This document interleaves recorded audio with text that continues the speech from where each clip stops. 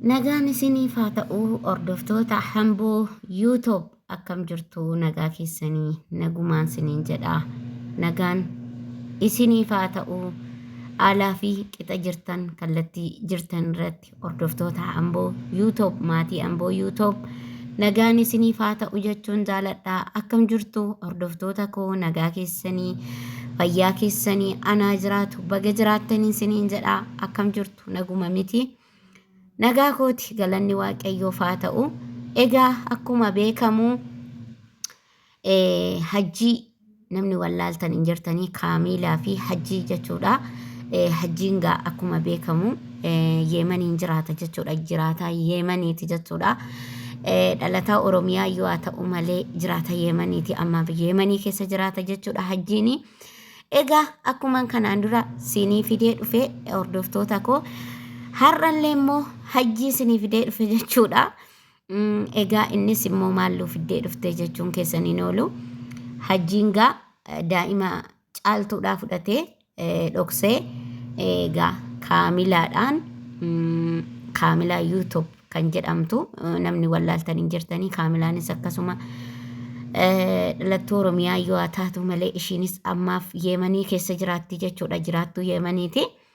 Egaa kaamilaanii hajjiidhaanii maal jetteeni daa'ima fidii haati daa'imaaf garmalee bo'aa jirti gammachuun qabdu hedduu rakkataa jirti hedduu dhiphataa jirti fidii waadaan ani dura waadaa walii galle sana sii guuteera waan ta'eefi daa'ima kana fidii jettee hajjii kadhataa jirti jechuudha hordoftoota koo. Jettee kadhattee jennaan inni immoo maal jedheeni uffata naa bitiiti uffata iidii surreellee shurraabillee naa bitiiti daa'ima kootiifis bitiiti innaa kana gooteen booda mucayyoo fidee sii deebisaa jedheen jechuudha hajjiin.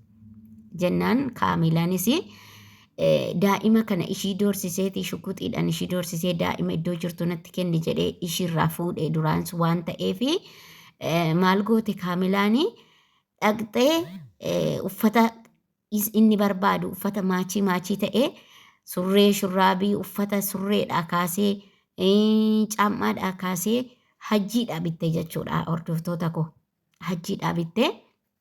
Hajjiidhaa bitteeti fiddee hajjiidhaa kennite jechuudha. Daa'imaafis bitii jedheeniin jechuudha. Daa'imaafis bitii fi daa'ima kootiifis bitii sanaan booda aniifati walii gallaa jedheen jechuudha. Jennaan ishiin immoo kaamilaan maal goote akkasumatti haadha dhalte gammachiisuuf jettee akkasumatti bittee fiddee waan inni irraa fedhu sana waan inni guutuu irraa xalabate sana fiddee hajjiidhaa kennitee jechuudha hordoftoota koo.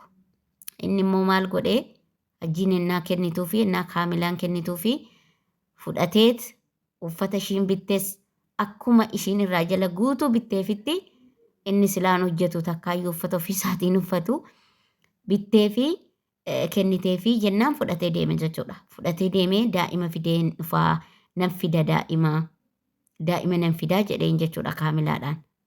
Daa'ima nan fidaa jedheeniin.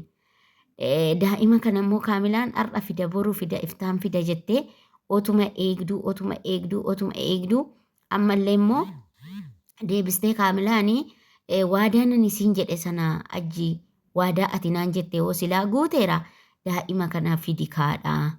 Haati rakkataa jirti. Haati dhalte baay'ee tokko boochii baay'ee dararamaa jirti. Haadha dhalte kanaa hoo deebisi kaa daa'ima kanaa jetteen jechuudha hordoftoota koo. Jennaan inni immoo maal jedhe har'a kana immoo maal jedhe daa'ima nan fidaati fideen sinitti argisiisaati.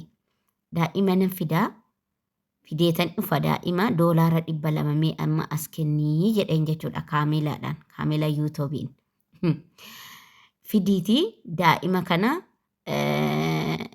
$200 fidii ani immoo daa'ima nan fidaa $200 as kenni isa duraa jedheeni. Jennaan kaamilaan akka jetteeni surree kanayyuu sati kaawwattu sirraan baasaa jetteen jechuudha hordoftoota koo. Surree isa atamma baafattee jirtu kanayyuu sirraan baasaa. Kan maaliitti $200 ani sii kennu eessaan fidee sii kennaa ati ilmoo kee irratti nyaattaayi ilmoo kee gurgurattaayi ati ati akka dhiiraa dalagdee akka dhiiraatti silaa of hin bulchitu akka dhiiraatti dadhabdeen fiddu ilmoo keetti silaa ati ilmoo keettiin ani kana hunda sii godhee ammallee waadaa diigdee ammallee waadaa biraa na gaafattaa itteen kaamilaan jechuudha hordoftoota koo. Maal jedheen immoo inni darbeeraa jedheen jechuudha inni darbeeraa jedheeniin kanaan dura doolaara 200 narraa fuutee waraqaan fide jettee narraa fuutee hoo eessa gootee jetteen inni qaata darbe kaasa duraan darbe moo jedheen jechuudha hordoftoota koo. Kanaafi baay'uma tokko nama dhiba jechuudha. Abbaa ilmoo gurguratu, abbaa ilmoo irratti maallaqa namarraa fudhatu, abbaa ilmoo dararu, abbaa haadha dararu. Rabbiin numti uumaan keessan hordoftoota koo uumaanumti ofii kan akkanaa namaan hin ga'in jechuudha. Dhugaa rabbii baay'uma tokko waan fokkisaa waan hin bareenne jechuudha. Waan ilmi namaa baqqaa waan hin bareenne jechuudha. Dhugaa rabbii waan hin bareenne. Baay'ee tokko ani mucaan kun mataa qabas jedhee yaadu akka kootti namichi kun garuu fayyaadhuma silaa fayyaa qabaateetuma. Fayyaa qaamaan guddatee akkanatti deemuu otoo hin taane hordoftoota koo sammuu baqqaa ilmi namaa qaama guddachuu miti sammuu guddachuu caala. Namni bakki irraa hojjetamu bakki irraa namaa walii galamuu danda'amullee sodaa rabbiillee qabaatan sammuudha waan ta'eefi namichi kun hedduu sammuu qabu jechuudha hordoftoota koo. Rakkina wayii qaba ani garuu otoo firrisaa tokko yaalee abbaansaa tokko yookaan haatisaa tokko otoo yaalanii sirritti yaalanii jechuudha. Namicha kana sirritti yaalanii silayyuu haadha abbaa qabaa miti haadha abbaa qabaatee fira tokko qabaatee sirritti yaalamee hedduu tokko natti tola jechuudha akka koottanaan baay'uma tokko jechuudha. Ani nama akkanaa dhugaa rabbii nama akkanaan argine hordoftoota kiyya nama akkanaa argeen beeku isinoo kan akkanaa ollaa keessa hin jiraa kan akkanaa argitanii beektu isin.